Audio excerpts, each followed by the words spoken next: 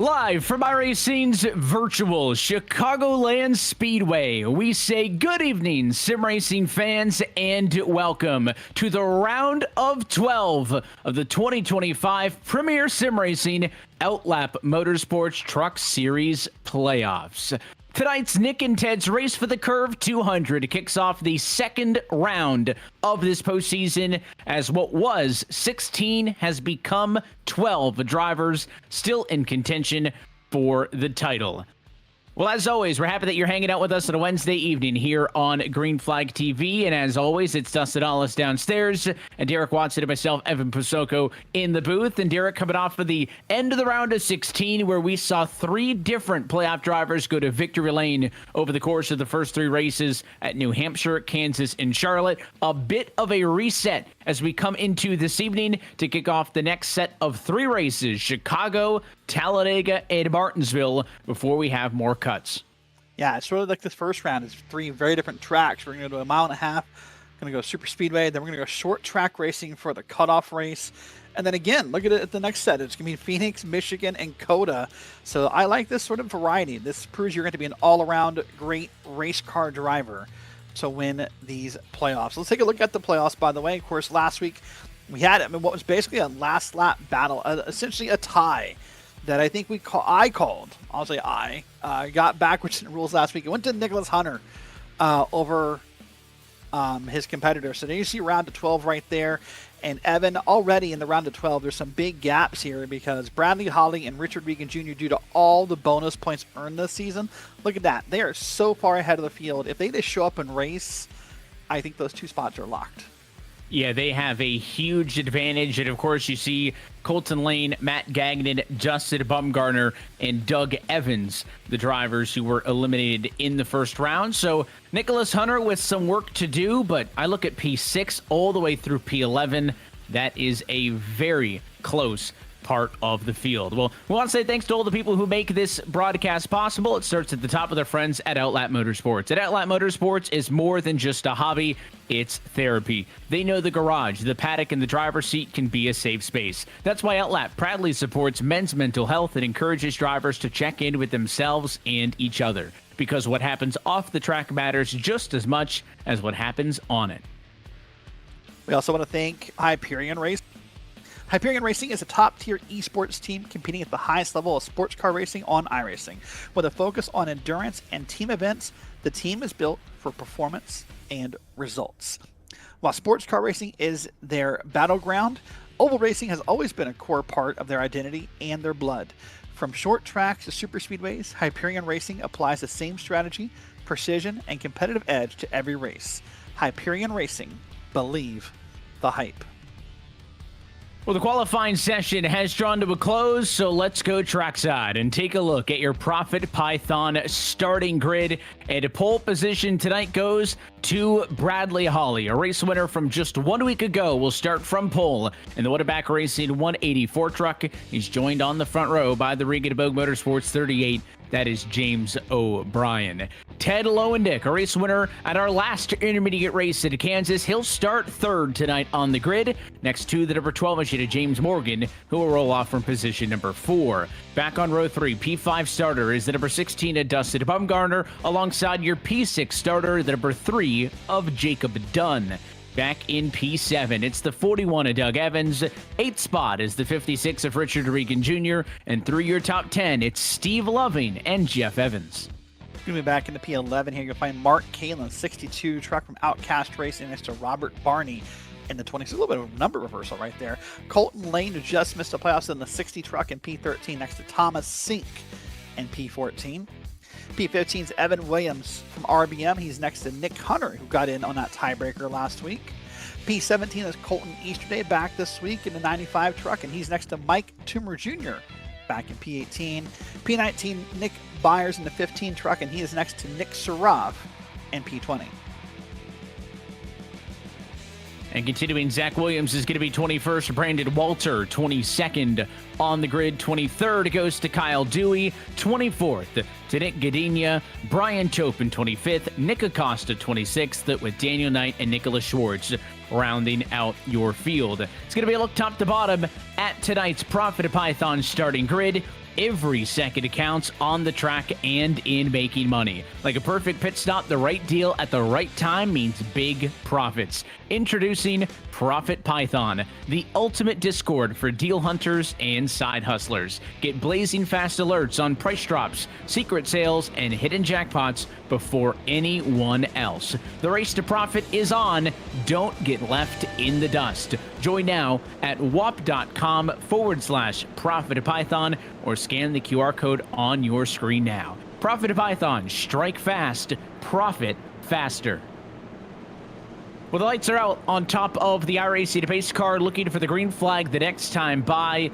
This Chicagoland Speedway may have been absent from the real-world NASCAR calendar for the last couple of seasons. Excited that it's returning, Derrick, but it has not gone unused here on the service.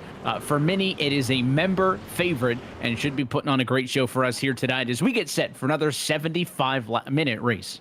Yeah, 75-minute race. You're correct about that. And you're right. This track has been used pretty commonly. Of course, the Premier Sim Racing follows the C-Fixed official schedule that you see on iRacing, so those trucks are there this week. But I like tracks like this, Evans. I think they're a bit of a question mark because we don't race them all the time, right? It's not a Homestead or maybe an Atlanta or a Super Speedway.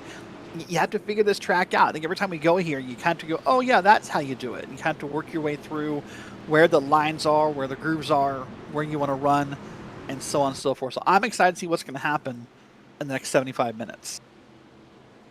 And we're happy that you're with us. It's the first race of the round of 12 as the playoffs continue. Let's go racing in Chicagoland.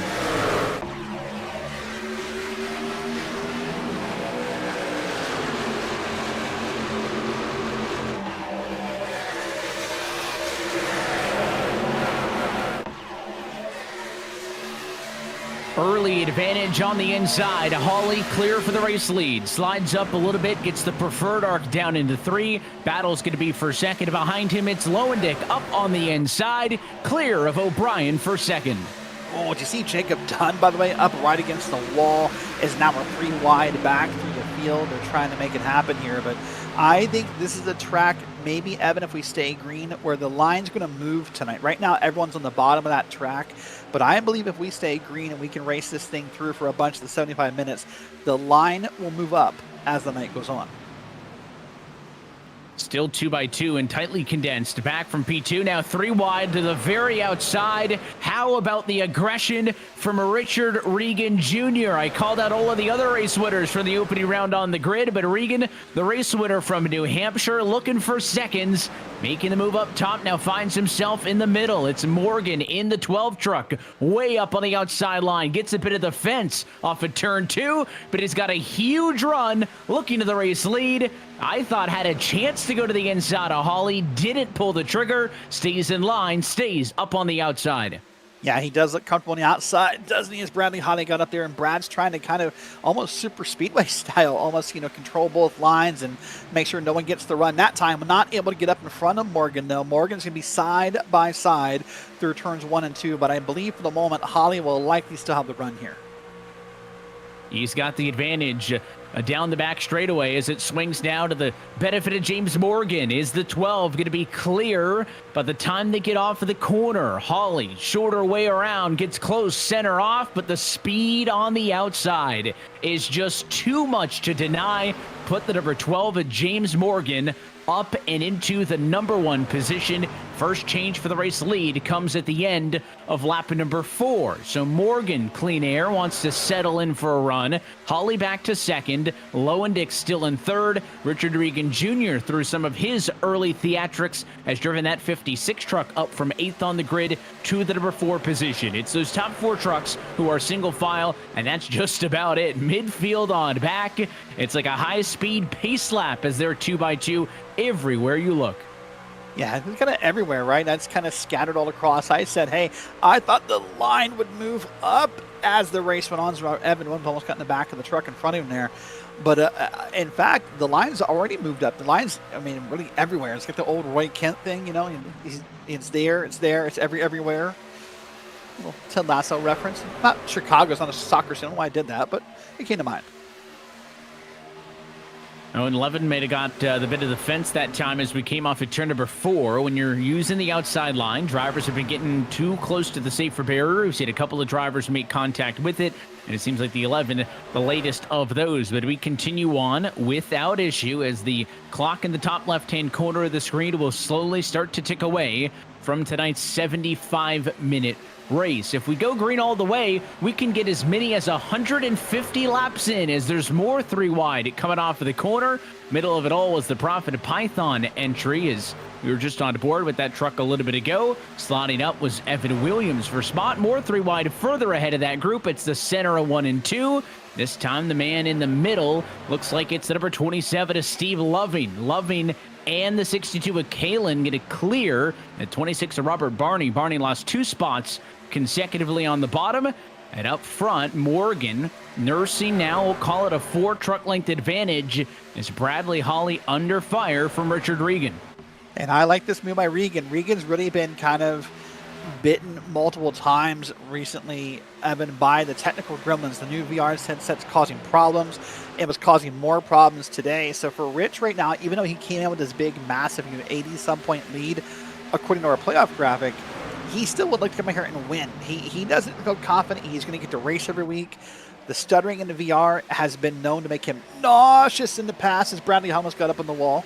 And so for Rich, when you have a shot like this, you have to take it. You have to pounce right now, because who knows what may happen in the next couple weeks here. So I like that Rich is being aggressive and trying hard. Caution is going to be out in the back of the field. Is going to be Kyle Dewey turned around in the wall here in the corner. So first caution comes on lap number 10 in this race. Kyle Dewey had started in the number 23 position. He had made up a handful of spots, and that is thick black smoke. That'll probably indicate his night is done. Into turn number 1, contact on the outside with the number 6 truck up there. It looked like Williams was shaded pretty low off the wall. Maybe waiting on a second look of it, but to me, at first I thought Evan Williams might have squeezed him up, but that made it look different, and you can kind of tell Williams just wasn't in line with the trucks in front of him. He was certainly shaded lower than the other drivers up high. That's not to say, Derrick, you have to pick one or the other, but maybe that influenced Kyle Dewey. Dewey not anticipating him to be lower than everybody else. I actually think maybe Williams came down a touch and actually maybe got the back end of Dewey. It's going to be close. It's not a clear and obvious kind of moment, honestly, but that was kind of what I saw in that moment. I thought maybe Williams came down more than Dewey came up, honestly. Yeah, I agree. Yeah, Williams was shaded lower than the other cars up high, so he was out of line and further off the wall than what I think Dewey was expecting.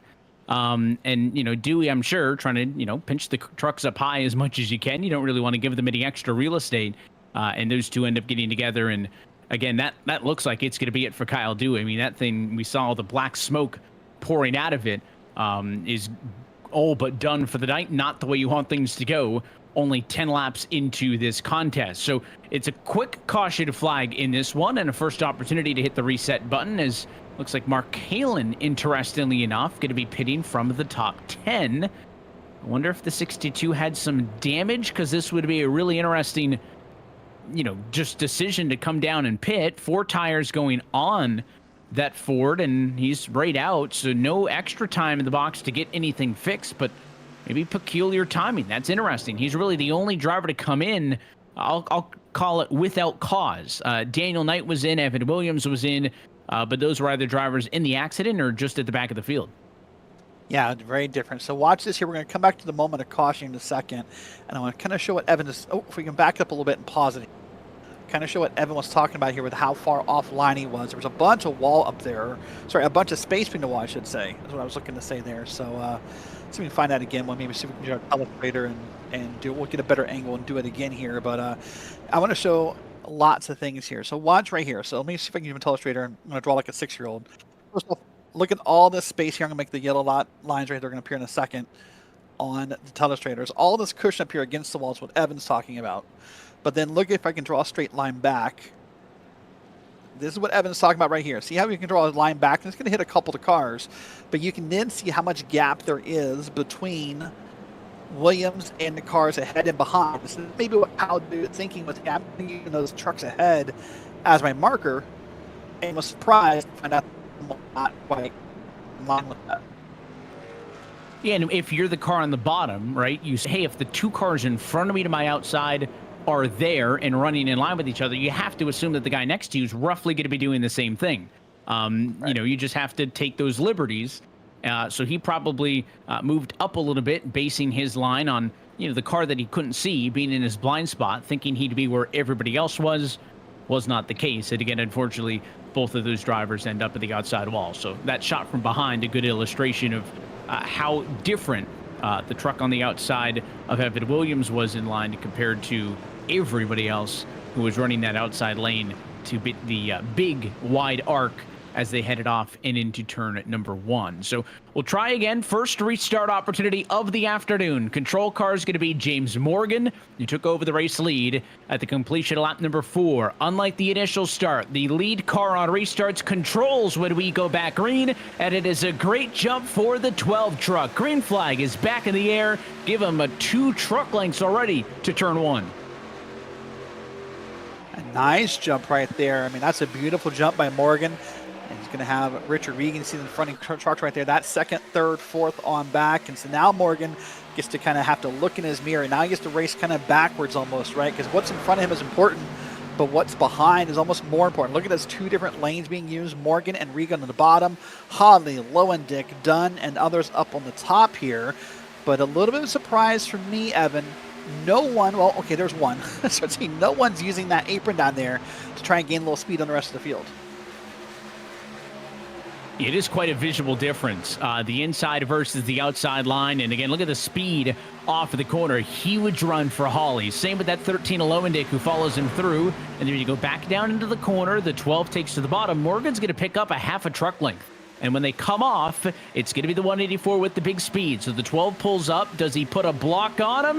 That 184 had the inside wide open. He did not want any of that. Holly committed to staying on the outside line of the racetrack right now.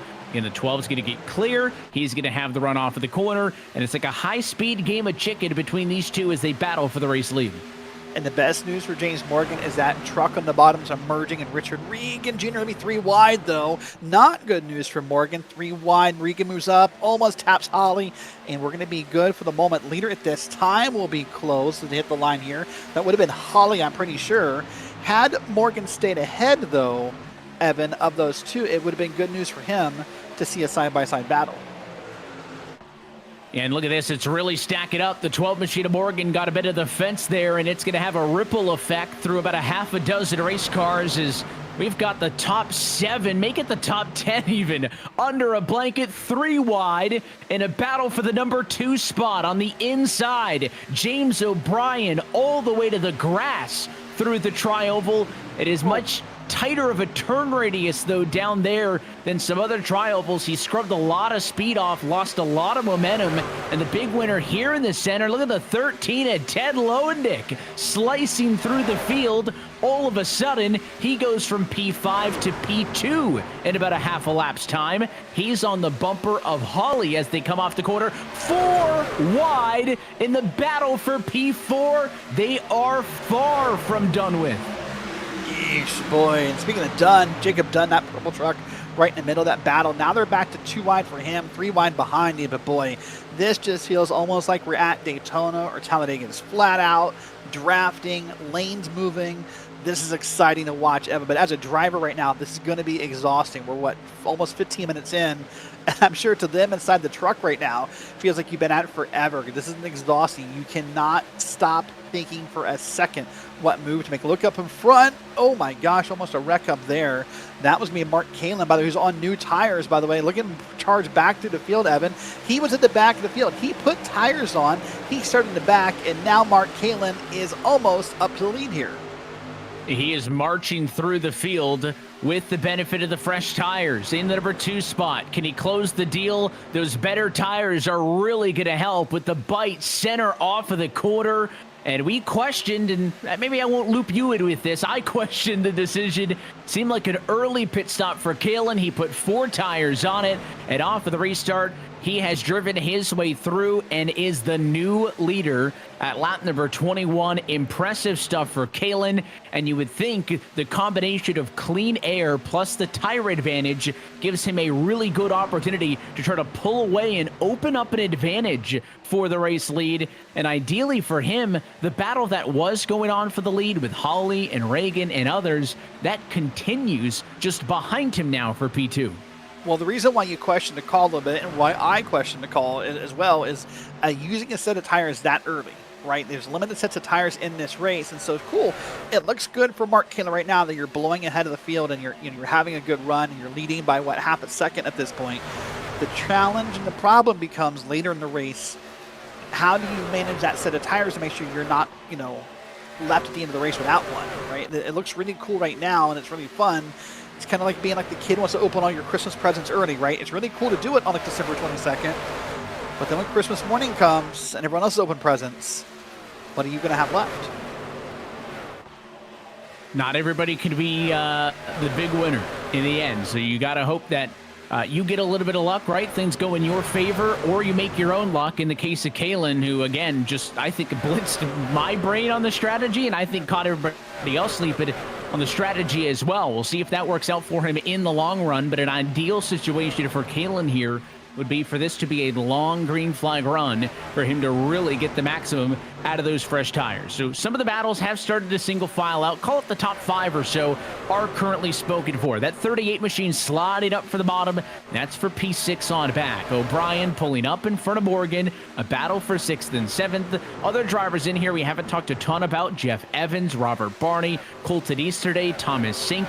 They are on the cusp as well. In this group, right around P10, it's about 2 seconds back from the race leader. Boy, I mean, it's 2 seconds from Mark Kaylen. If you take Mark Kaylen out of the equation, if you forget about that for a second, it's what, a second from 2nd to 6th, basically? I mean, this is good old-fashioned pack racing. These guys are in it. They're almost full throttle the whole way. There's lots of movement. Something's got to give here, though, Evan. We can't do this for 75 minutes. I mean, I know we had the one caution already with Kyle Dewey, but it just feels like this can't go on forever. It feels like at some point, as we almost saw with Ted Lowendick right there, that something's going to give. Someone's going to make a bad decision. Someone's going to break focus. Someone's going to change a lane that isn't open, and this could go bad really quickly. This is Regan. This is Lowendick. These both, of course, both playoff drivers here in the round of 12, Evan, and this is maybe the first race in a while I could think of. We've had this kind of movement here where like fuel saving doesn't appear to be a problem. No one is really like laying off. Everyone here seems to be full throttle and is really into it. Yeah, everybody has been aggressive, and a caution flag going to bring the green flag run to an end. It is going to be Nicholas Hunter and many more. He's around. Doug Evans into the outside wall. Toomer's around. Brandon Walter also. So several drivers. Walter not happy, feeling like he may have been collected late in that one. So this clearly involved a handful of trucks. We'll have to wind it back and see what on earth happened, because it was a mess off of turn number 4. There's going to be a couple different wrecks, I think, that sort of all met in the middle, quote unquote, so to speak, right? It's the old like football analogy, the defenders kind of meet in the middle. So let's start with Brandon Walter right here. Colton Lane apologized to Dustin Bumgarner already. Then someone got in the back of Walter, and then I don't know how Nick. Okay, now I do. Nick Hunter just got hit by Mike Toomer.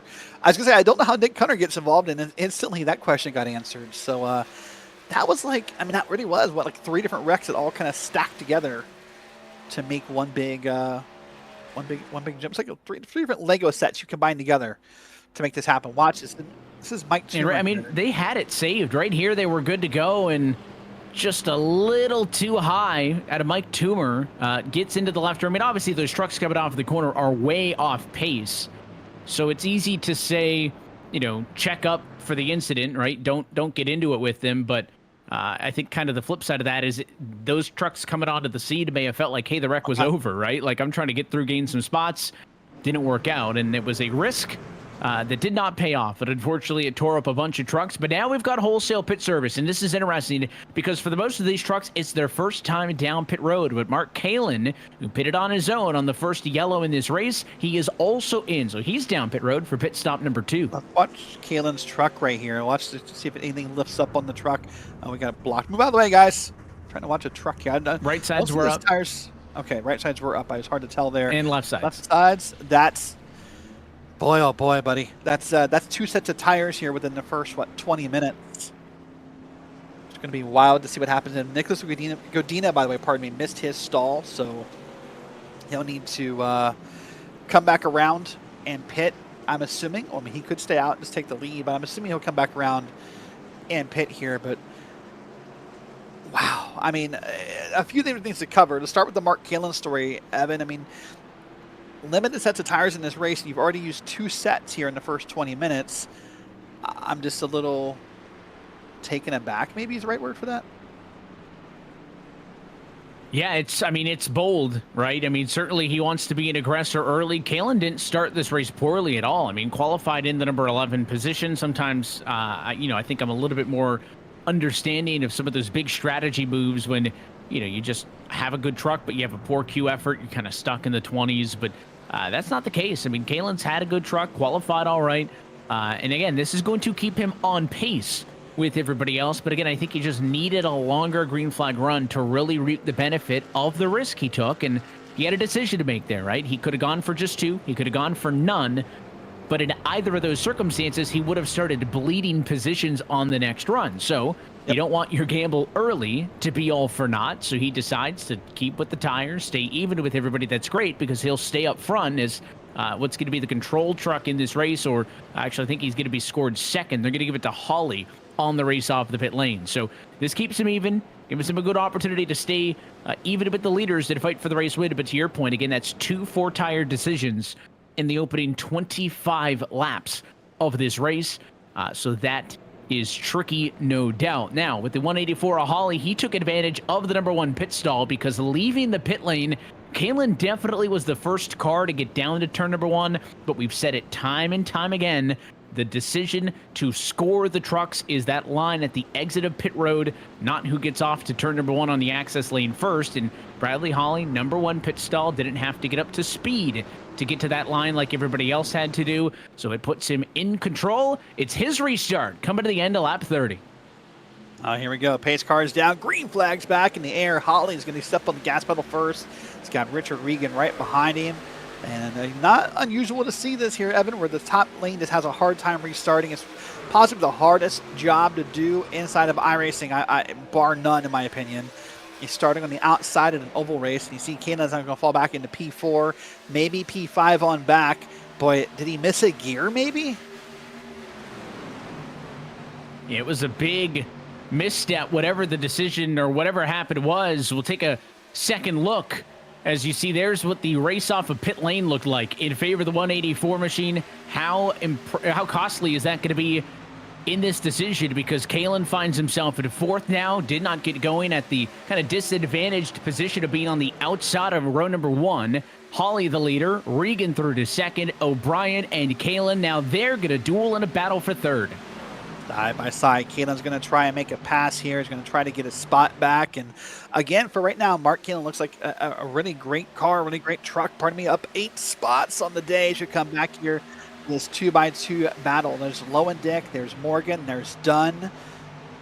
And there's other cars. I believe that's going to be Colton Easterday back behind them, one of our non-playoff drivers. So things are spreading out quickly. Again, not taking very long for people to kind of get back into that chaotic mood you were in a few minutes ago. And I'm impressed by this track, Evan. At times, I think Chicagoland has not always produced the best racing, iRacing-wise. But tonight, it just feels like there's something, if it's the setup, if it's the weather, I don't know. This is maybe the best Chicagoland race I've seen in a long time. And again, this field of competitors, we've talked so many times about all the talent that we see in this Outlap Motorsports Truck Series. It's the playoffs, so there's some added stakes. These drivers are going to be performing at the top of their game. They are going to be putting on a show to the best of their ability. But this racetrack does give us the multi-groove racing that allows them to be able to make some of the 3 and even 4 wide moments that we've seen already in this race be possible. So Reagan up front, he has the advantage. We're going to call it 6 truck lengths or so over Bradley Holly, but how long is it Holly's? Because on the inside, Mark Kalin, what a slide up to the outside, had the spot, though Holly crossing back over to the inside. Jacob Dunn on the scene also, not done yet, but that was a big swing for Kalin. He's into the wall off at turn 4, and just as dramatically as he took the spot away, it goes right back in favor of the 184. Oh, I almost look at the bumps there. If they're not touching right there, them being Holly and Kayla, they came darn close there into the corner, having a small little bump. And you talk about the field of competitors here. The other thing to talk about is the trust and respect in this field of competitors. Look at that move that Kayla was making, not just the bumps in the corner. And look, Kayla, Mark's having a full conversation right there, trying to maybe get things lined up or just kind of figure things out. But hold on. Jacob Dunn slow for a second. I think he just wanted to back out of it. He seems to be okay here, but the moves we're seeing being made, not just by Kalen and by Holly, but by others, by Regan, by Lowendick, by James Morgan, shows that you trust one another to make these moves and know that they're going to stick, as you see Jacob Dunn up in the wall again. He got the fence into turn number 3 when he was running in 3rd, and not only did it scrub all the speed off the truck into the corner, but then it got it loose and he got into the wall again. And that whole corner cost him about 6, spots all the way down to the number 10 position, just like that, for one of the trucks who has been perennially running inside of the top 5 tonight. So Jacob Dunn, no damage from that. So no harm, no foul, but that's some lost track position. And that 3 machine is going to have to work hard now to try to get himself back through the field. Looking at some of the other battles throughout the field, there's the number 12 machine on the inside of James Morgan, along with the 51 truck and others in a battle for 6th position on back. Jeff Evans, the one that Colton Easterday and Ted Lowendick are trying to chase down. Lowendick on the outside line. It's Colton Easterday, should say, on the bottom. And again, that top side, when you can do what that 13 and Ted Lowendick just did, I don't think there's a more efficient line around this racetrack. He had that rear end hung up about 5 degrees, a little bit loose, but loose is fast, and that was a really well executed turns 1 and 2, and then here in 3 and 4, he's going to finish the job and get clear. Yeah, watch Teddy here. He's going to try to ride along right behind one of the Miracle Flow trucks we'll talk about later. There's a live view of Teddy in his chair. Looks pretty chill, looks pretty calm in his hockey jersey, getting ready, I guess, celebrating last night, the start of the hockey season. So, I know Teddy, along with many other members of Premier Sim Racing Outlap Motorsports Truck Series, excited whenever hockey season comes around. Evan, you're excited as well. You have a home team, and you can watch them play sometimes. It's true, yeah, and we talk about the stressful moments of these playoffs when you're talking about here on the service. But I think it brings up all the same feelings of, watching sports. Is sometimes you can't look away, right, when you've got a home team to cheer for, or in the case of maybe some people watching a broadcast tonight, right, a friend or a family member in the race. I think you're one of 2 people, right? Some people can't look away, like that's how they deal with the stress of cheering for somebody. And then others just can't look at all and will remove themselves from a room, or they can't go to a game because they just get too stressed. I have a little bit of both of those characteristics, I think. Yeah, I mean, I'm sure you saw it. Whoa, my gosh. Bradley Holly almost had a moment there where Mark Kalen got loose out of the corner here on the back straight. And I think this back straight is worth talking about for a second. We'll come back to our other playoff talk later, but this back straight at Chicagoland is unique, Evan. We'll see as we come around the track again. This is the front straight here.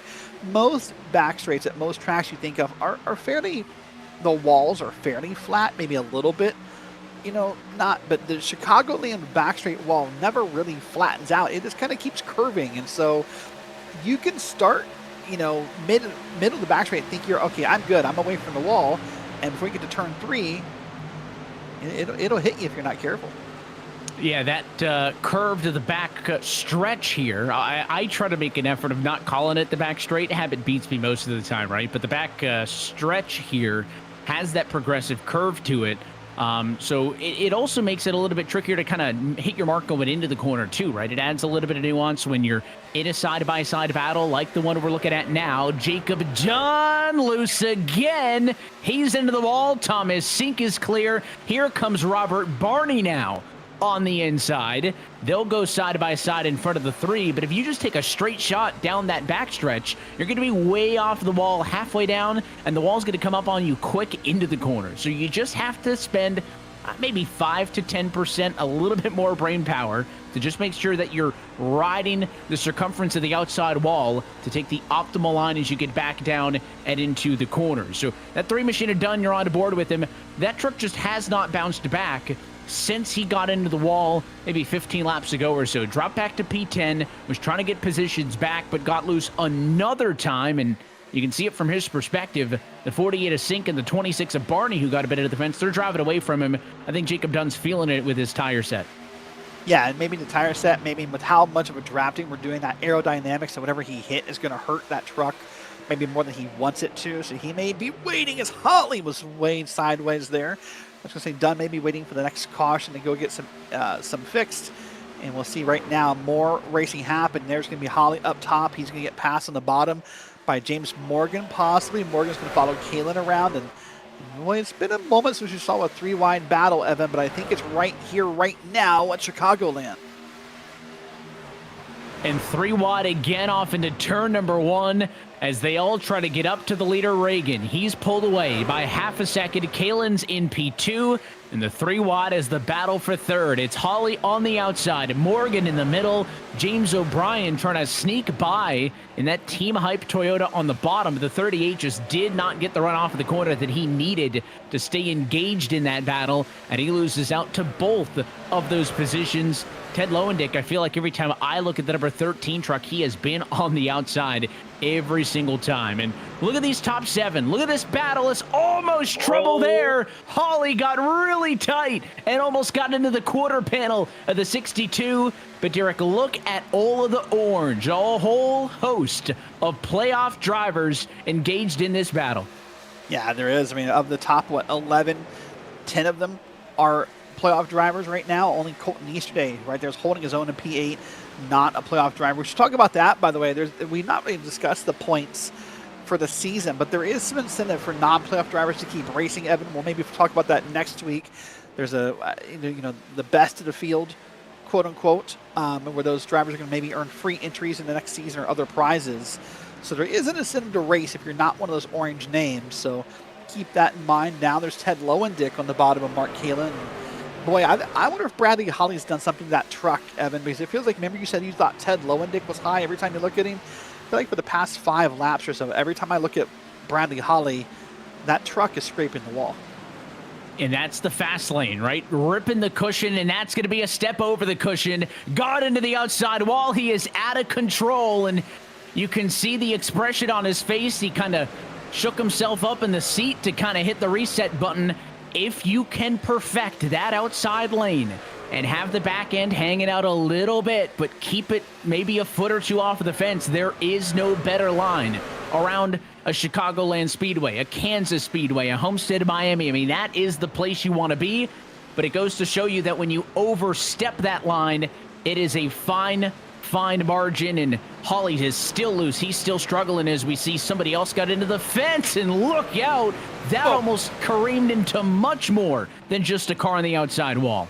Yeah, that was Nicholas Saraf, who was slow on the top there and hit the wall and made it worse for himself. So all is good. We'll stay green flag racing here on back now. Bradley Holly's falling behind Robert Barney here. So Brad back down to P9. Now here's what I love about Brad, by the way. That intensity you saw from Brad, that expression, the emotion, the whatever you want to call it. This is from a guy who basically, as long as he turned the engine on tonight, it's the end of the round of 8. But he doesn't care. He wants to race hard. He wants to go for it. He wants it to just to happen, quote unquote. But I mean, again, he came in tonight 88 points to the good on the cut line. And short of him just like, I guess, not showing up for rounds 2 and 3, I think he's good. Yeah, I think he will be comfortable with Talladega and Martinsville coming up next. And, you know, everybody will always give opinions on what they think is the scariest round of the NASCAR playoffs? Well, if we're talking Outlap Motorsports Truck Series playoffs, this is the round that scares me the most, because Talladega, anything could happen, and it could happen at no fault of your own. And then let's be honest, it doesn't matter what car you're in at Martinsville on the sim, it's guaranteed to just be absolute bedlam. So if there was a round where I really wanted to get my ticket punched after the first race of that round, I think it's this one here in the round of 12. Oh, I'm going to disagree with you. But first off, dog alert. There's a dog in the background. There's a cat. It's a cat. I'm sorry, this is a cat who is making biscuits on the couch back there. So I think part of our job as commentators is to point out the pets in the webcams. So cat alert in the background. I'm going to disagree with you, though. If his hardware is good, and Rich, don't be mad at me for saying that, taking Richard Regan to Martinsville for the cutoff race, it almost feels like a lock that a driver with real-life short track experience should almost win at Martinsville, as Mark Kalen's now loose and he's okay. Maybe scrub the wall. We jinxed him by talking about the cat. We did. Sorry about that. But I think the scariest round for me would be Martinsville. First off, short track racing is difficult. Passing at a short track is hard. And then you have what feels like a ringer in Richard Regan Jr. to come in there and win. That takes away that win and in lock for somebody. To me, that's a little scarier than Chicagoland. Fair enough. And opinions. Isn't it weird you're not scared of Talladega? I just don't. I think I'm more scared of Martinsville than Talladega, because at Talladega, you can at least, if you're in a position where you're trying to defend points, you can at least, drop back, stay away from the pack. Right. At Martinsville, I just don't think there's a way to avoid chaos. Like the way that if you get any sort of a green flag run in, you're going to have tons of lap traffic. You're going to have tons of passing, slower trucks, faster trucks. And if you are not running long enough to deal with the lap traffic, which scares you, it means because there's so many wrecks, that should scare you too. So just that Talladega-Martinsville 1-2 punch, that scares me in the playoffs. Yeah, 100%. That's what I'm saying. It's weird to think that in some way that Talladega is the least scary, the wild card track, right? The one where anybody can win, anybody can lose, where just one wreck, 19 cars ahead, could somehow mess up your Talladega race. But somehow we're least scared of that of the three tracks in this round. It is kind of wild at the moment. Jacob Dunn slow in the back of the field, by the way. Not sure what's causing that yet. This is going to be more contact with the wall through the corner here. And he's, boy, for someone who started up in the top 10. Yeah, that's what I'm saying. For someone who started up in the top 10, Evan, he's really having a pretty finicky day here at Chicagoland. It's just kind of a compounding error thing, right? He gets into the wall for that first time, which takes him out of the top 5 running spot. It heats up the tires. It's not going to handle well, and then he gets frustrated. He tries to overdrive the truck, and again, he went from, I think it was 3rd or 4th when he got the wall the first time. He is way down the running order now in the number 15 spot. But what we have up front is a fantastic battle for the race lead. To the inside, Ted Lowendick going to bring it to Richard Regan Jr. Side by side they go. Lowendick is not going to have the advantage at the stripe this time. He has still yet to lead a lap in this thing as he's trying to make it work on the bottom. He's got the Blue Jackets jersey on. It's hockey opening week. He'd love to put it in victory lane to kick off the season. Yeah, and of course that jersey matches some of the players on the side and the back of the truck for Ted. And look at this gap they formed over Morgan, over Baker, over Evans. I mean, that's going to be almost a second, I feel like, between second and third, or even close to it here. So let's see how that's going to go. Evan Williams, I heard something maybe going on. Oh, sorry. Evan Williams, the car there is up ahead of the leaders now. So maybe, to my recollection, Evan, our first instance of lap traffic tonight, as far as someone going a lap down. He's get out of the way, does not want to be involved in anything with all these orange playoff drivers. Yeah, and you can see that he's going to get out of the way and allow the race leaders to get on by without issue. There's a couple of other cars still in this race. 2 laps down, Doug Evans and Nicholas Hunter. But again, I don't think that's just a pace thing. Those drivers have been caught up in some of the incidents tonight. So really the first time the leaders have had a long enough green flag run, the longest run of the night so far, some 30 laps or so since we were last down pit road, for them to be able to cycle around and actually catch some of these lead lap cars. Nothing to miss it up front. Regan holding an advantage over Lowendick. You're looking at the battle right right now for what is 4th and 5th position. James O'Brien and Jeff Evans doing a battle. And then another battle behind them, the slide job, Kalen up in front of Colton Easterday off at turn 4. And Adani 5 crosses him back over to the inside. That might have been the picture-perfect definition of a slide job, because it wasn't just like pulling up in front of the driver. He legit was sliding up in front of him. That back end was sideways and could have easily been lost up or down the hill very easily there. So if you're going to define slide job in the dictionary, that might have been the picture to put with that definition right there. I was going to say, though, and I know this will be unpopular for some, if you're loving the green flag racing, I think, Evan, we better soak it in tonight, because I think Dega has that potential of maybe going green or not. We've seen super speedways do both here in Premier Sim Racing. But boy, when we get to Martinsville, I hate to say it, but maybe not the most green flag of racing we're going to see. So if you're a fan of good green flag racing, if you're a fan of strategy calls and when to pit, when not to pit, this might be the night for you in the round of 12. Yeah, pick your shot when you've got the opportunity. And again, Chicago, I'll use the air quotes on this, maybe the most normal track here. You know pretty good, I think, to an extent, what kind of speed you're going to have coming into this race. This race has had a little bit of everything. We're just now getting past the halfway point or so on the stopwatch. So there's a long way to go, but we've had short runs, or I had a long run right now. The only thing we've yet to see tonight is running all the way through green flag service. So if you maybe didn't get a good qualifying opportunity, then this long green flag run has given you the chance to kind of cycle in. If maybe you didn't queue how you wanted, but you've got a good race truck, I think everybody has had ample opportunity to this point, Derrick, to kind of balance themselves out to where they think they should be just based on race pace. So what is, where's the benchmark? Reagan, Lowendick, they're close, first and second spot. Then it's a 1 second gap to James Morgan, right? Is that close enough for Morgan speed-wise, where if we get another yellow at a restart later on, is that truck close enough to be a part of this conversation? Or are we looking at the two realistic takers up front right now? I think anyone in the top 5, maybe the top 6 is still a name in this race. I think right now it's Regan and Lowendick who've kind of pulled away. But, I mean, anyone I think can be put in that spot. You could flip Lowendick with Morgan. I think the battle would still be just as hard. I think this is more about maybe the air and the draft and the momentum of the run, more about than the driver per se in this battle. So I'm excited to see where this could go and what can be won and lost on pit road. Still a question. Speaking of won and lost, last week we saw lots of wins and losses throughout the playoffs and the round of 16. Remember, we were at the Charlotte Roval 1 week ago. It was an incredible battle, Evan. We saw all night long. We tracked the points. We saw all the twists and turns. We saw the new hairpin. We saw drivers getting loose and turned around in a great battle all night long there. And you're currently seeing those photos that were courtesy of Mr. Hedge. Mr. Hedge, sim racing is full of unforgettable moments. And Mr. Hedge's iRacing photography will help you capture them all.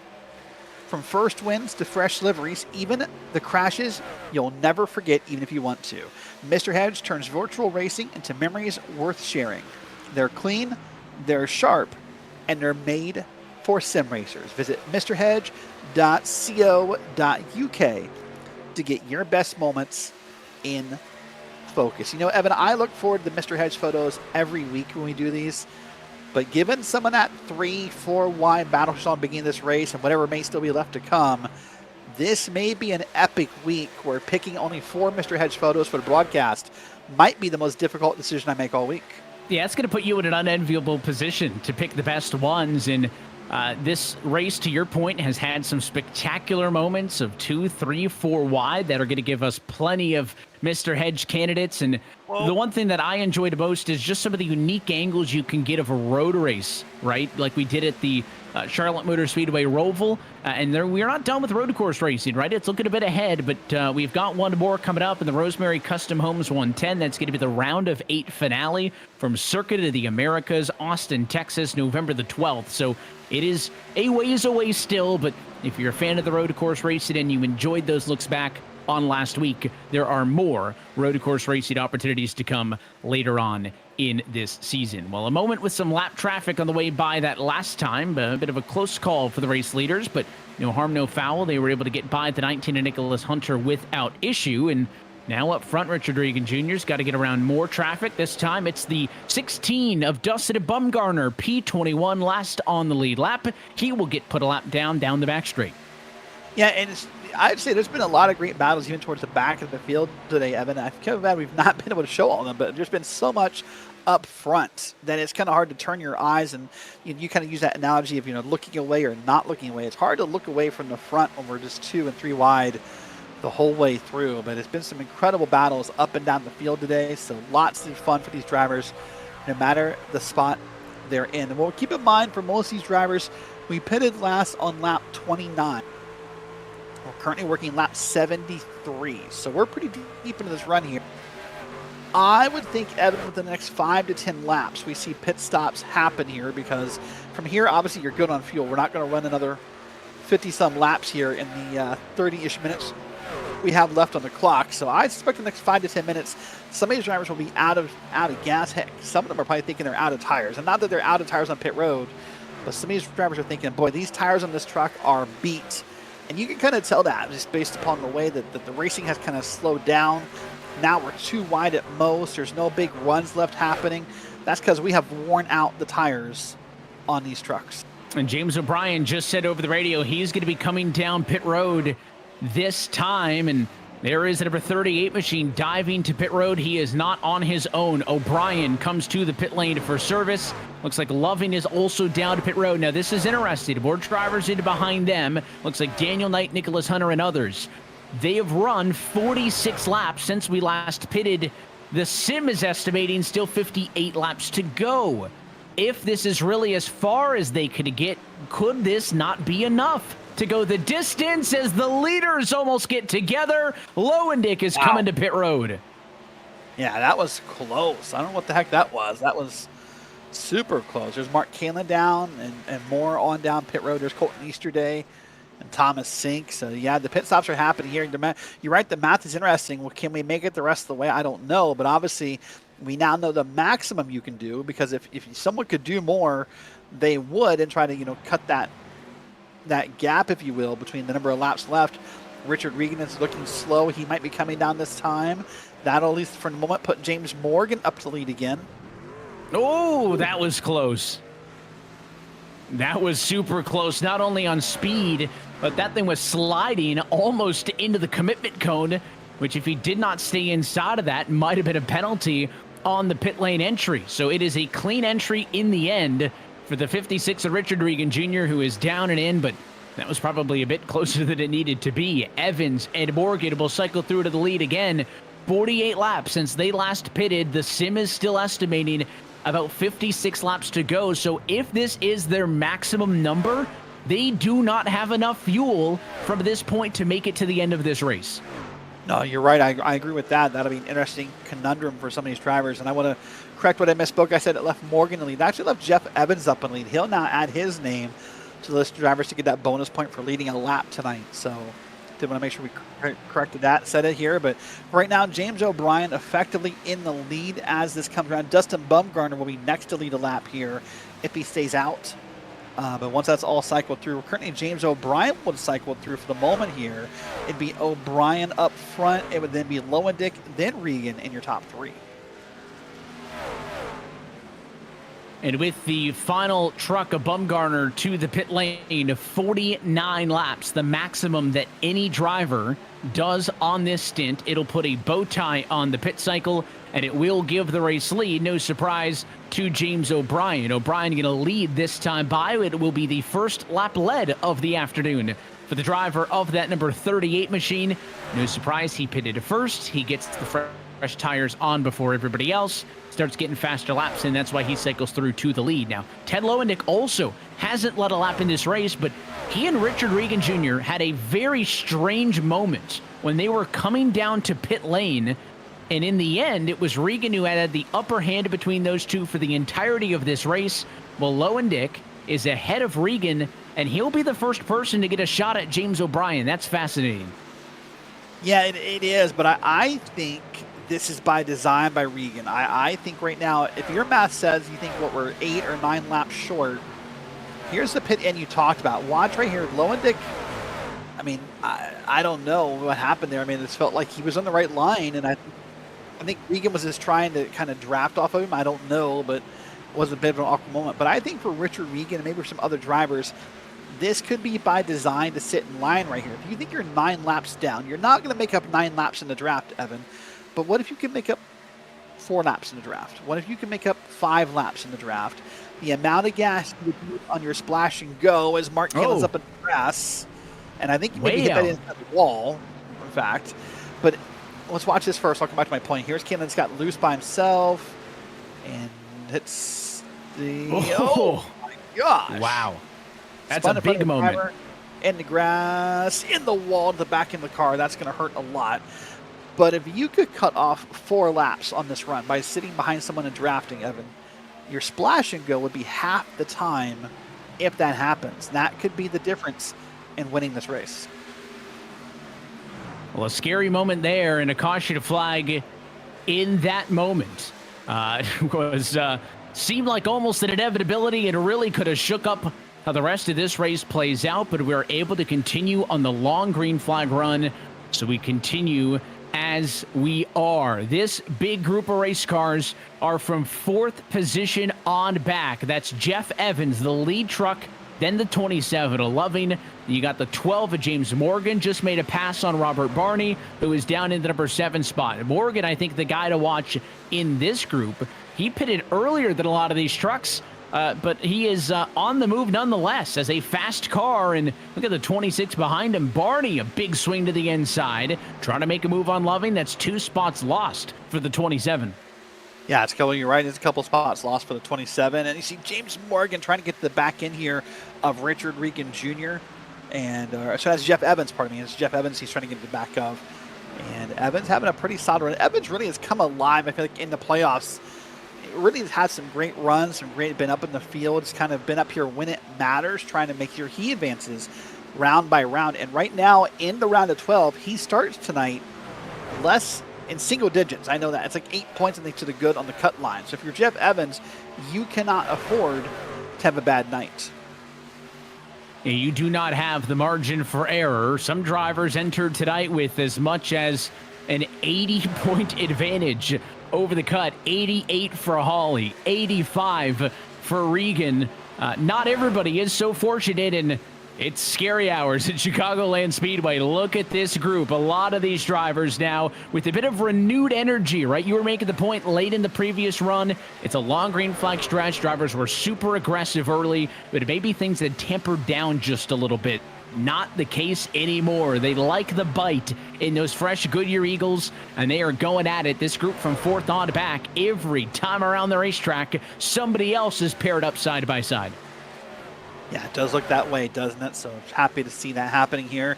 You know what would be fun to do at this point and easy to do is our Miracle Flow team update, because right now 2 of our trucks are side by side. We'll start with Jeff Evans, who has a little bit of a run to the inside. That's the 51 truck, that very multicolored, bright machine. Jeff, as you said, up here running well tonight, having a good run in the 51.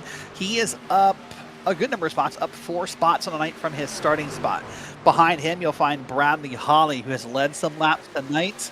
And this moment we're seeing, I believe, could be for the lead. So we'll keep an eye on that as well. But right now, Bradley Holly's having a great run, is right. So our first 2 Miracle Flow drivers, Evan, right there, front and back. And Holly started this race on pole. He led 9 laps earlier on. In fact, both the Jeff and Bradley have been able to lead laps in this race. And they right now run in line P6 and P7. So we search for the next driver, looking for either Doug Evans or Nick Schwartz. Where do we find the next driver down in line? Doug Evans is 23rd position. He's behind Schwartz, who's the next highest, who's in the number 18 spot. It's been a quiet night for Nick in the 171 machine, but it has been a night with gains. He started 28th. He did not qualify, so that immediately puts you behind the 8 ball. Did not get a time at qualifying. He's driven his way up from 28th position up to P18. he is somebody who I think would love a yellow, an opportunity to get some tires even with each other, group everybody back up, and get into a battle because he's at risk of getting lapped very shortly. And then I kind of teased the last one on you already, Derek, but Doug Evans running 3 laps down in 23rd. Yeah, an unfortunate wreck. I think our second caution tonight, he was part of that multi-layer wreck. So that is our Miracle Flow team update. You know, Miracle Flow is more than hair care. It is built for the bold. They were founded in Rochester, New York back in 2015, and they were created to elevate both your look and your lifestyle. Made in the USA and crafted for real performance.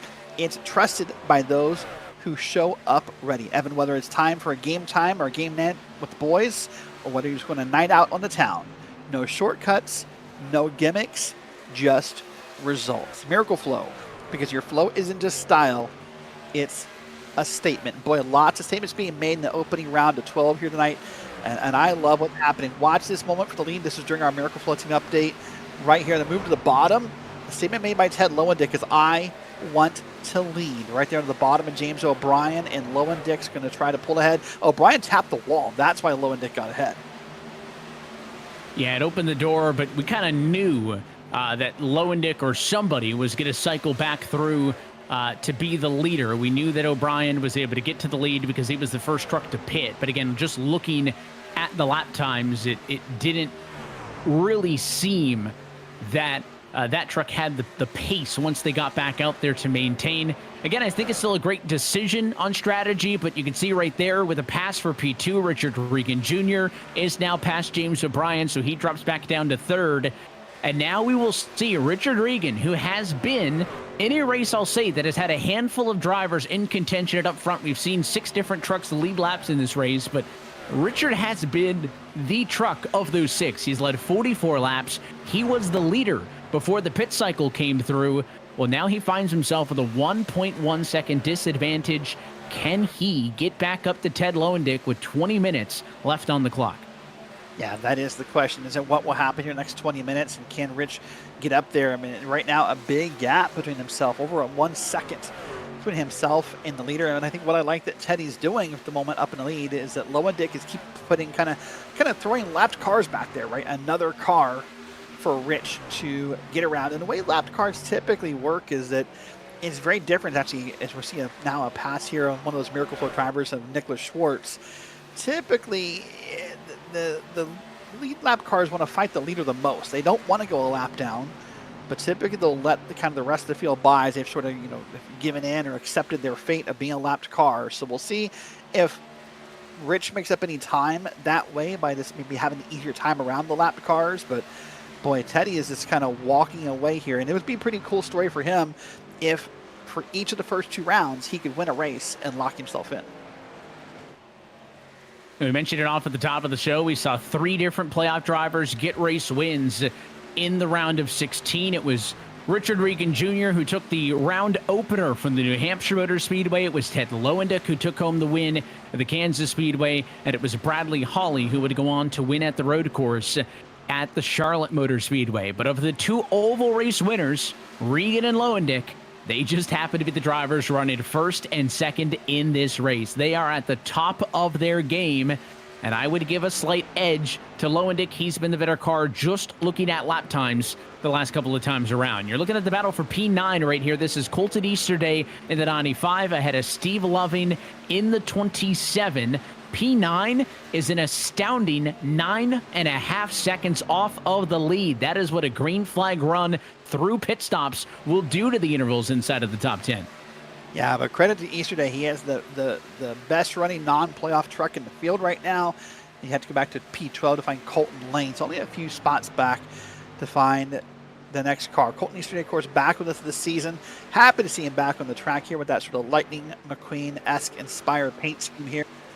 Mark Kalin, by the way, pit stop. He has, and that's one.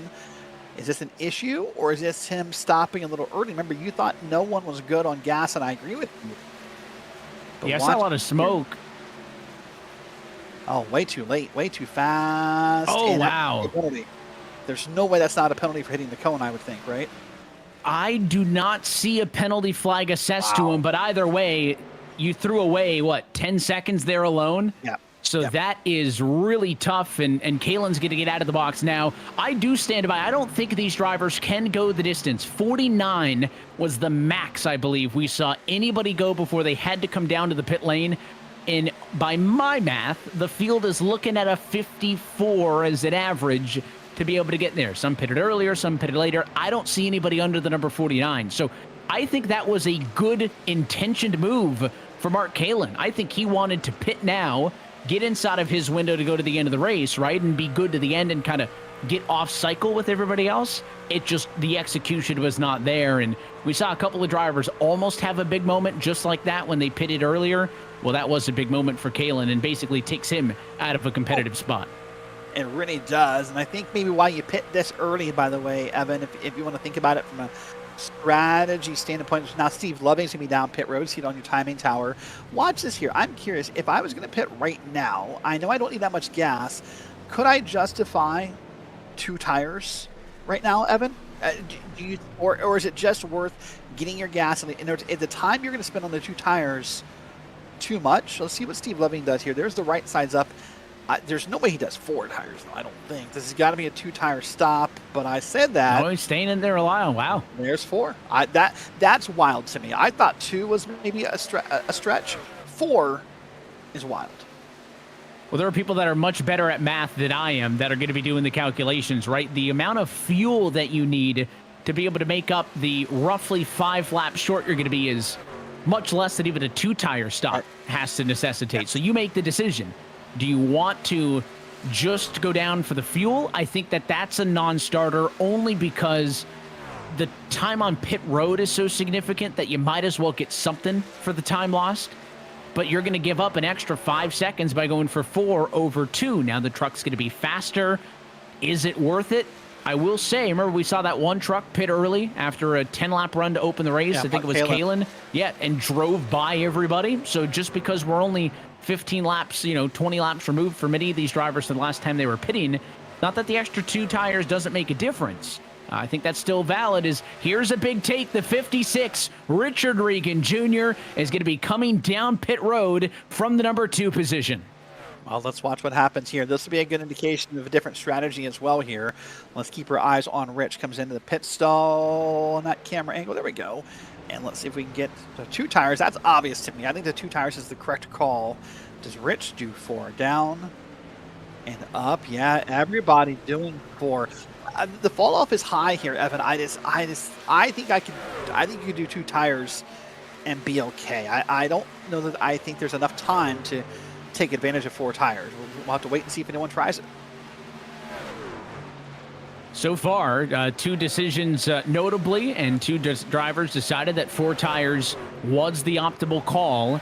And it was surprising for me to not see Ted Lowendick respond. Now, again, the sim estimates that with 14 minutes and change on the clock, we have something like 28 laps left to go in this race. If I was Lowendick, and again, I'm not a race strategist, which is the benefit of being in this spot, Derrick, because we just get to give our opinions. To me, that's the only truck that could challenge me for the race win, was Richard Regan Jr. If this goes green, he's the only guy in the ballpark. I would have came down pit road the next lap and basically just eliminated any chance that his short pit strategy is a better decision than if I want to long, pit towards the end. Like if you come down and respond, you negate any question mark. Well, now Regan's off cycle. He is flying on fresh tires. And to me, this is a brand new ball game between these 2. Well, and the thing to keep in mind for now is, at least for now, that despite the times you're looking at, there's a full lap between them. So don't let this confuse you. It's not 5 seconds. It's a lap in 5 seconds. That's what I'm questioning in my head, right? Richard Regan is being scored 1 lap down in P10. And what Rich is hoping for more than anything, Evan, is that he gets up around Teddy here before a caution flies. If a caution flies, this will prove to be a very bad decision for Regan, for Kalen, and the others who've made this call. And again, it is a handful of drivers who have made the decision. Bradley Hawley is now down pit road. He'll give up the number 3 spot as he comes down for service from a top 5 spot. So I'll keep a half eye on what Hawley does for the driver who started this race on pole position, his lead laps. He's got right sides up as well. The leaders will come by and basically put him a lap down. That's another wrinkle in all of this, is the short pitters are going to be a lap down if we happen to see a yellow. Holly also took 4, so maybe we're trying to dig deeper into it than it needs to be. Everybody seems to be in agreement that it's 4 tires is the call. I mean, you're right. Maybe I'm off base. Maybe that is the call. I mean, look at Rich. I will give you this. Richard is blowing through the field right now. Just the pace he has, and of course, more drivers pitting. I heard so many more. Ted Lowendick's going to come down. I think I heard Nicholas Hunter was coming down pit road, and more and more. There's Teddy. And we'll see what he does here. I hope someone tries it. I just want to see. I want to know. I don't want to talk about hypotheticals, but everyone has to do what's best for their race here. But I mean, look at that, Rich. I mean, almost 1.5, maybe to 2 seconds a lap faster than your leader. Now it's Jeff Evans up there. And by the way, this is Rich unlapped, by the way. We will say that. That 21-second marker means he has unlapped himself from Jeff Evans, I do believe. And I look at scoring, that is correct. So let's see. There's Teddy with now the 4 tires. So, yeah, you're right. 4 tires appears to be the call. And you can see it on your pit stop timers there on the right side of your screen, Evan. Anyone taking, more than 10 seconds means they're doing 4 tires. Yeah, almost right on the money at 10 would be a 2-tire decision. Maybe a second under that marker. And 14 is kind of the decision to go for more. Sounds like Easterday might have decided to go for 2. He was 11 flat in the box. So we're getting right and around that 10-second marker, which is what you would expect to see. We have seen a lot of trucks coming down pit road, still waiting on Bumgarner and Gdynia to pit. They're kind of sprinkled throughout the midfield. Amongst the trucks up front, Nick Seraph in P5, Colton Lane in 3rd, Jacob Dunn 2nd, Jeff Evans 1st. Those are the trucks who have yet to come down pit road. So, of course, that means that Richard Regan Jr. is your net race leader in all of this, because he's the first truck in line. That's a big moment there on the second look off of turn number 2, but that makes Regan the first car in the running order who has enough fuel to get to the end of the race. And I know it's not done for Lowendick, but Reagan was behind him before the pit stop. Says Gdynia on the old tires. Not even close to being at pit road speed. Black flag it into the wall. It's on pit road, so it should not cause a yellow, and it doesn't. But that right there was a big cut and a big miss. Lane is also down. I was going to say, boy, I was watching Gdynia's hands a couple laps before that moment right there. We had his webcam up, and you could see this, the way that those hands were moving back and forth, just rocking kind of left, then rocking right, then rocking left. I knew he was having a very, very, very hard time in that truck.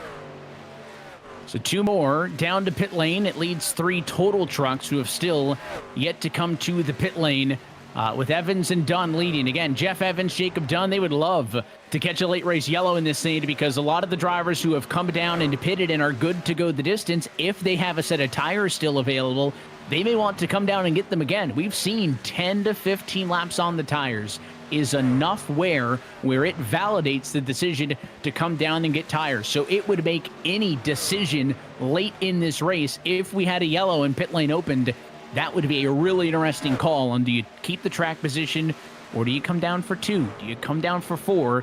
Tires have been of a premium here so far in Chicago. Now for Evans and Dunn up front, the 2 leading trucks hope you get the pit. They still have probably 12 to 13 laps left in the tank before they need to come down pit road. So there's 2 different thoughts I have about that. The first is that the longer they wait to pit, the less likely or useful 4 tires to be. Jeff Evans coming down here, because the longer you get in this run, the less laps are left. And at some point, 4 tires isn't worth it. You won't have enough time to reap the benefits of 4 tires, so to speak. So now with just Dunn left, I'll repeat what I was going to say for the second point. Dunn, I think, he's doing the hope and pray strategy, right? He's really hoping and praying, I guess, that a caution comes out before the fuel runs dry, and it sort of changes up the strategy. I mean, it's kind of wild to see Dunn up front leading laps for the first time tonight. Remember, he's going to pit this time. So remember, he was up in the wall and damaged earlier. So to see him leading was kind of a little surprising. But here he comes down pit road, spins it around, and he's on pit road. And wow.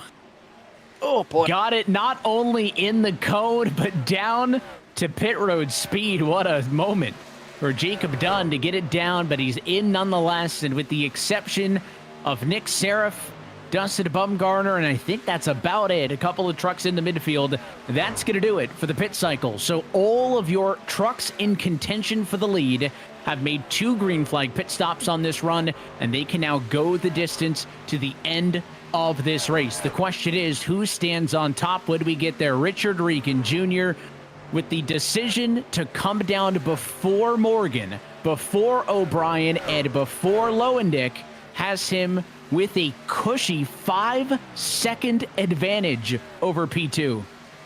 Yeah, that's wild to see what pitting first did. But now let's wait and see. Because remember, he pitted first, so those tires are going to wear off first, right? Look at the numbers up on the left side of your screen. I mean, look at Ted Lowendick has got about a 6-lap difference on those tires. So do those tires wear fast enough where Teddy makes up time? I don't know. 5 seconds is a lot, but that's the only way you could look at it. But it just goes to show you that by pitting first, by putting yourself in a good spot, not a lot of dirty air, not a lot of traffic around you, you can really open up a gap here. And it's not worth saying it that Richard had one of the best pit entries on that run. A lot of drivers were kind of loose. They were kind of wild. They were sideways. They were having to get on the brakes hard. For Rich, that stop looked smooth as butter. And there's always time to be made up, to your point, not just in the box, not just on the pit lane itself, both of which, by the way, his numbers were either best or second best out of everybody who came down to the pit lane. But in addition to that, it's the in-lap, right? It's the out-lap. It's all of those different factors. And that is exactly what has worked in favor of Richard Regan Jr. And listen, you could argue that, again, Lowendick was in the position to be the control truck late in this race. But in the end, I mean, Richard Regan Jr. has been the best truck all night. He has been the one who has been up front longer than anybody else has been. And the way that things run right now, oh, there's a caution with 6 minutes to go. Blowing up on the back straightaway is Colton Easterday. And this is now far from over. Wow. Colton Easterday, remember, took 2 tires. Not sure if that's going to play into what happened. We'll wait for the replay to load up here. But this is going to change everything onto a very quick restart. Watch Easterday's going to be the bottom. That's going to be Jeff Evans up top. And Easterday did his best to avoid Evans and basically kind of sacrificed himself in order to avoid Evans. So kudos to not getting to a playoff driver for Colton Easterday. Yeah, he was getting loose, and he probably does not spin, to your point, if he allows that truck to slide up. But with the playoff driver coming high, he gave it a little bit of extra wheel to stay low. But then by that point, it just was turning the truck further into the spin. So I said 10 to 15 laps was enough to justify wanting fresh tires. We learned that on the very first caution flag in this race. Well, let's take a look. Richard Regan, 18-lap old tires. Morgan, 17. O'Brien, 16. Lowendick, 12. Those are the drivers inside of the top 5. So do any of them want to come down if they even still have sets of tires available on the pit lane? Or are we in a track-positioned ball game with less than 5 minutes left on the clock? There may only be 1 restart left, maybe 2, depending on the timing. So let's see. Nobody even glancing to pit road. Sink looks from P7, but fakes. Take the and move. The first driver down is going to be, I think, a lapped truck. Nobody in the top 10 made the call. That is shocking to me. Well, first off, and that's what I wonder if anybody has sets left, because I know Mark Kalin doesn't. I mean, we saw him burn the extra set. I thought, per my math, Evan, I thought everybody had because Kalin matched everybody else after he made the 1 extra stop at the start. So I don't think they're out. I think they just, if this was a lapped race, I think they may come down. But again, when the clock runs out, the clock runs out. There may not be, we're not talking 3 attempts at overtime. So I think they're looking at the clock, and that's what influences this decision. They feel like this may only be 1 restart. Boy, I'm surprised. If you're someone towards the back of this group, if you're Colton Lane, if you're Jeff Evans, who, I mean, right now, think about this. Lead lap trucks, there's only 11 of them.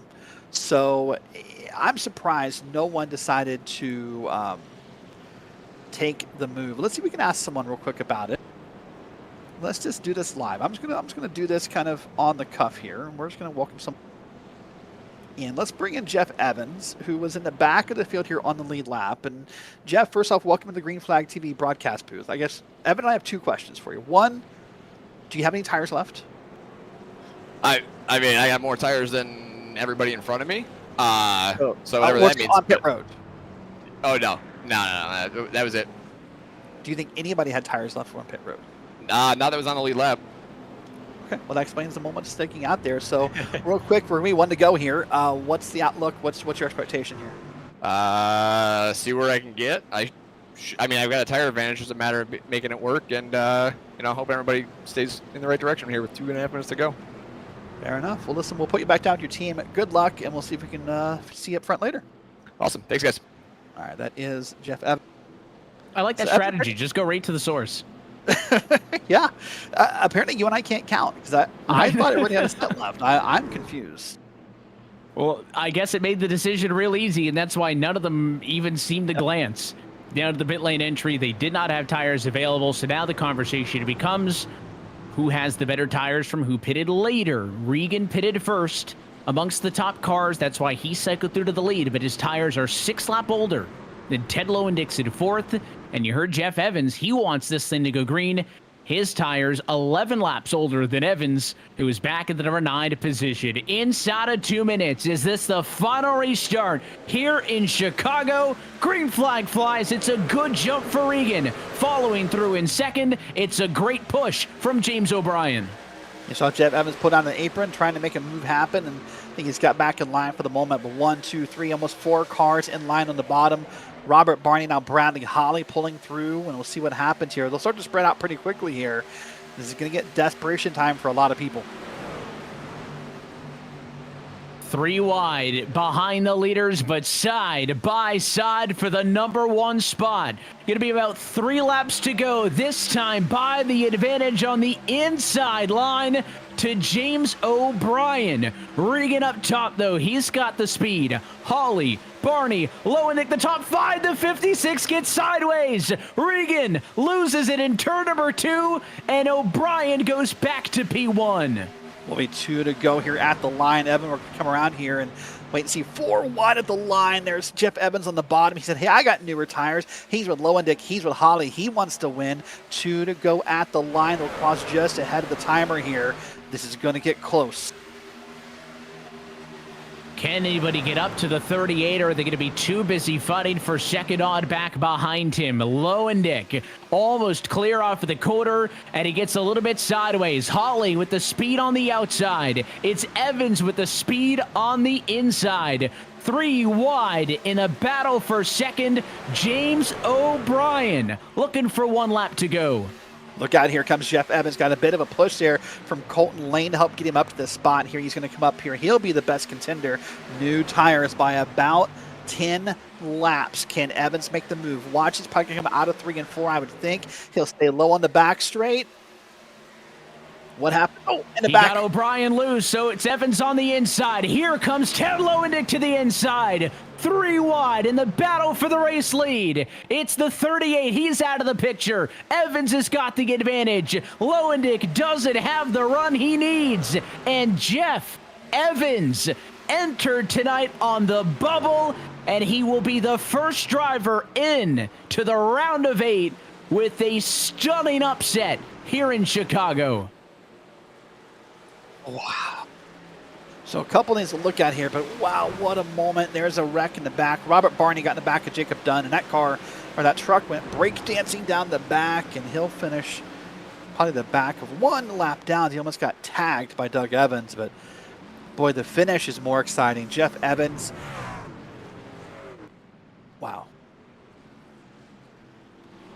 There was about 4 different moments as you see all of the chaos and all of the different side-by-side battles that were in contention to coming across the stripe. But there was 4 different trucks, I think, that had a chance to win this race on the final lap. But in the end, it is Jeff Evans who makes the winning decision.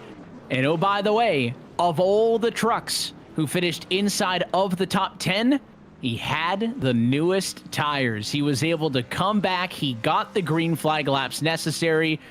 And I don't want to say he called his shot Babe Ruth style, but said, I need some green flag laps to get the job done, and that is exactly what we just saw.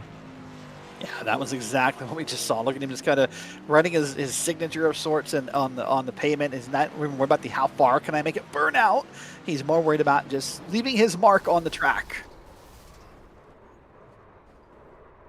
And leaving a bit of a bonus mark. That was Daniel Knight coming through the scene. Let's take a look, though, at your full race results as we are officially off and away on the round of 12 of this Outlap Motorsports Truck Series playoffs. And again, playoff drivers, numbers highlighted in orange. So Jeff Evans came into tonight +2 to the cut line, thinking that this is going to be a battle for him all the way through the round. Well, he makes his job easy. He is locked into the round of 8.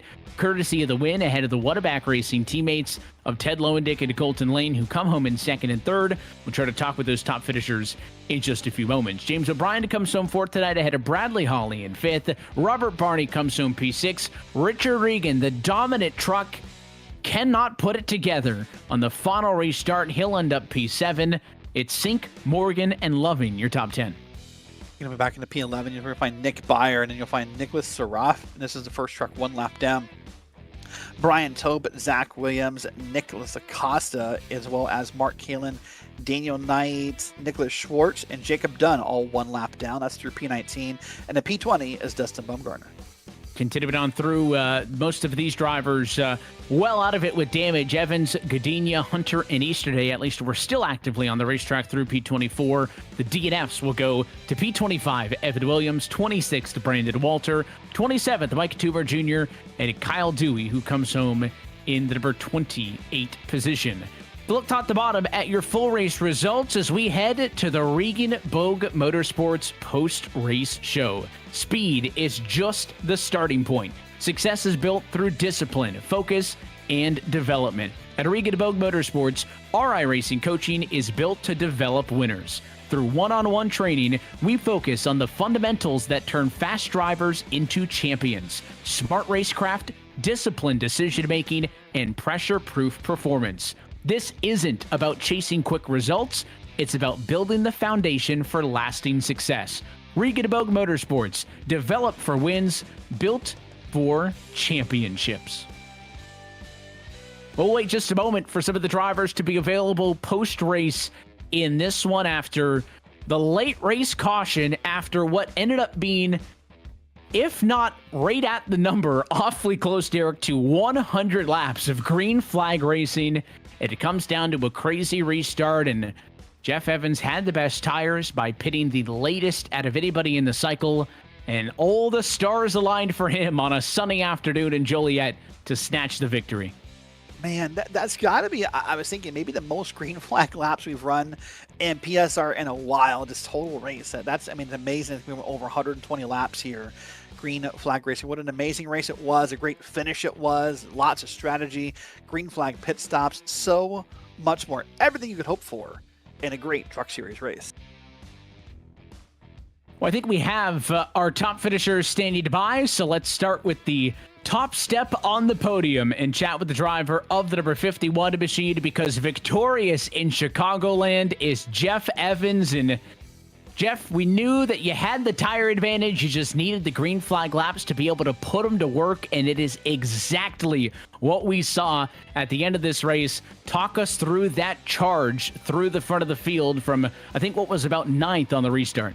Yeah, it was 9th. And like I said, I knew I had about 10 or 15 lap fresher tires than everybody in front of me, and I think Colton was on similar tires. I think he might have had like 2 or 3 laps more on his, but I knew that there was, there's gonna be some chances. I just got to really hope that it stuck in a couple spots and not blow my chance and blow my speed on a corner. So I wanted to go to the outside. I wanted to get to the outside as soon as I could, and that never really came to fruition. So I just kind of kept wrapping the inside and hoping for the best, and kind of just kept parting in front of me, and here I am.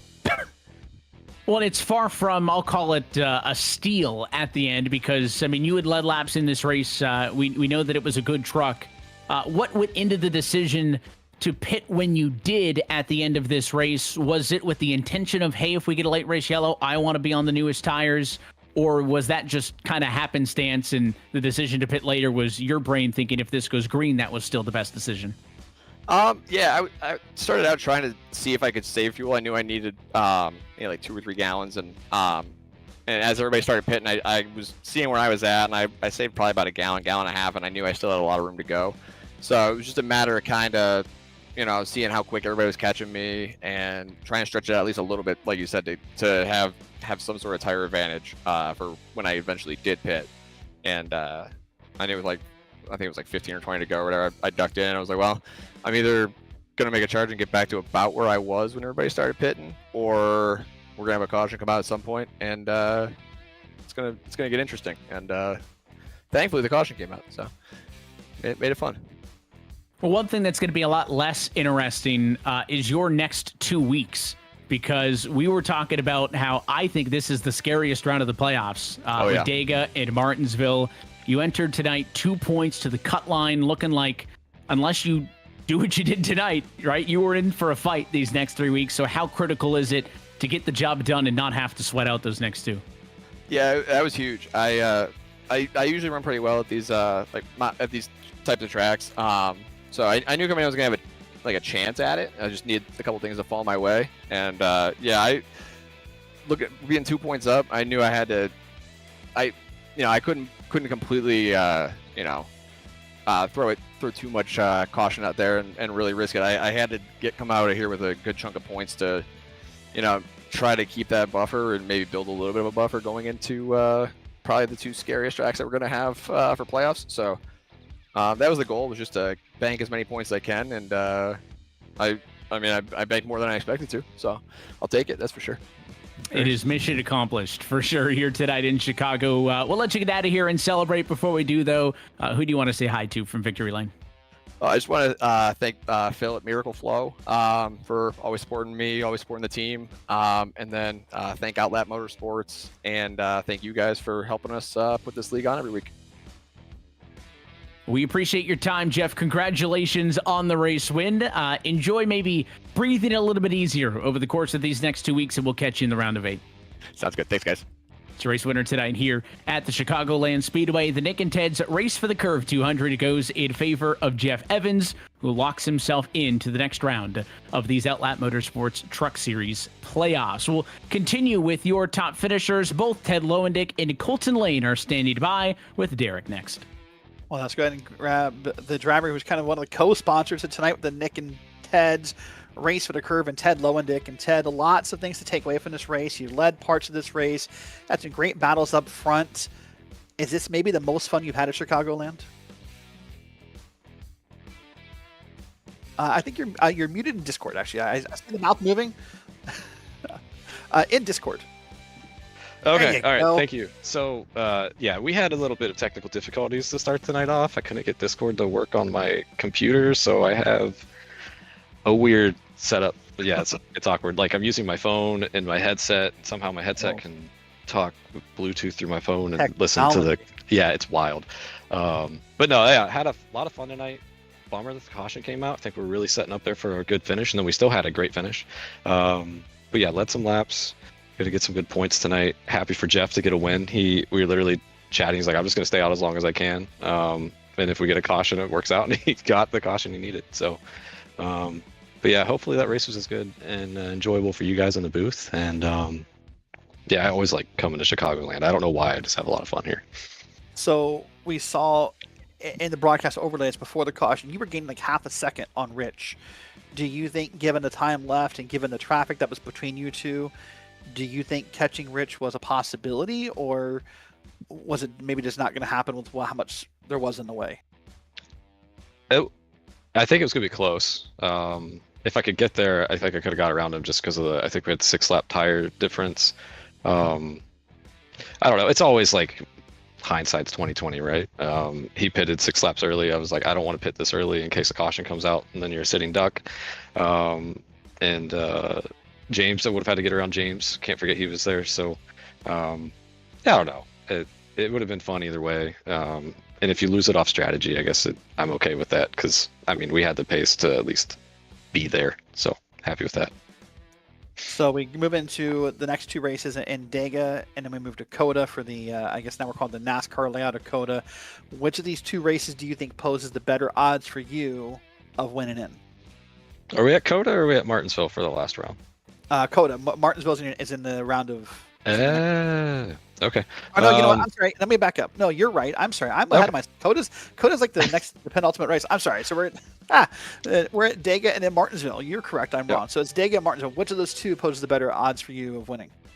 I mean, Dega's a roll of the dice, right? And then the way Martinsville goes, who knows? I don't know. Martinsville drives more like a road course because you get to use the brake. So we'll pick Martinsville if we qualify well. I don't like Talladega or Daytona. I hate that style of racing. So it's not fun.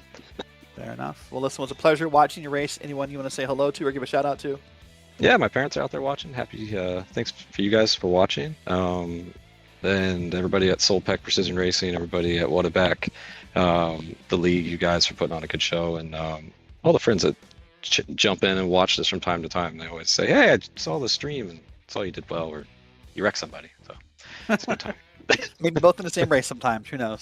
Sometimes in the same race. Right. But it was a pleasure watching your race, and we'll see you next week. Thanks, guys.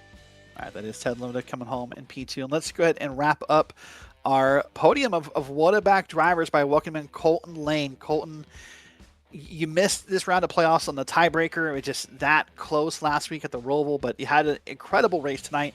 P3, how does that feel? Feels pretty good considering I spent most of the race on the bubble of 10th place. I was like 11th, 12th the whole night. So worked out in the end, though. So right now, of course, you're finding yourself in the 60 truck. Maybe even saw you give a little bit of a draft or the nudge to Jeff Evans to help him get to the front. What do you think were your odds, if any, of finding yourself at the front at the end of this race after that caution? It would have had to have taken something to happen on the last lap, which, I mean, I don't want that because, like, you know, Teddy's like my actual direct teammate and Jeff is like, you know, affiliate teammate, whatever, I don't know, however you want to call it, you know what I mean? Right. So I just, you know, on the second to last lap, I think it was when I pushed Jeff out there, that was just me trying to figure out the best odds of getting him through so we could get through without having to be 3 and 4 wide fighting all over each other if we could. So well, next week we move to Talladega, the wild card, the question mark, the level setter, whatever you want to call it. What is your outlook for that track? I mean, it's hit or miss. You know, we could have a really good race, or we could have, I don't know. We normally don't have a bunch of cautions. I don't think it's been a while, but I mean, as long as we get to have fun, get to run some laps, and you know, actually get to race to the end and not have like a finish under the yellow, which, you know, it happens from time to time. But hopefully, we get a good, exciting finish like we had tonight. You know. Fair enough. Well, listen, it's a pleasure watching you run. Anyone you want to say hello to or give a shout out to? I mean, always just, you know, the Whataback crew. I mean, I wouldn't be here racing if it wasn't for all them fellas. I mean, I've been racing with most of them for anywhere between, like, I don't know, 6 to 8 years, something like that, some of them. So it's always fun to get out and hang out with the boys. This is like the only thing I do on iRacing anymore. So, hey, it's what I enjoy, and it's probably what I'll do until the day that I stop doing this with these boys specifically, not just the Whataback guys, but Richard and all of them, probably the day I cancel iRacing. Fair enough. Well, listen, thanks so much for being here. It's a pleasure watching you, and we'll see you next Wednesday night. Yeah, thank you, guys. All right, that is Colton Lane. And Evan, that wraps up the podium interview portion of the RBM post show. Well, we appreciate everybody, as always, for hanging out after a long, hard fight night, especially a race like this that had so much green flag racing.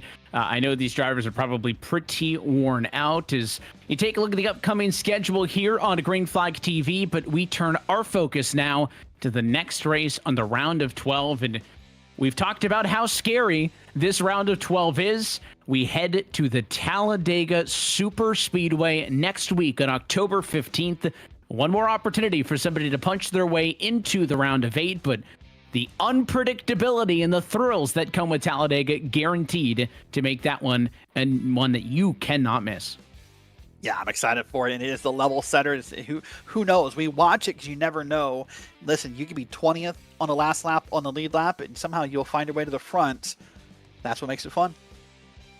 And we hope that you join us when we do that one. Until then, though, that is it for us here tonight from Chicago. On behalf of our entire team at Green Flag TV, for everybody at Premier Sim Racing, and of course, for your broadcast team tonight. For our producer, Dustin Ollis, for Derrick Watson, and myself, Evan Posocco, want to say thanks for tuning in. We'll catch you next week on Wednesday, August 15th for iRacing's virtual Talladega Super Speedway. That race and every race of the Outlap Motorsports Truck Series playoffs can be found right here on Green Flag TV. Good night from Joliet, and congratulations to Jeff Evans, tonight's race winner.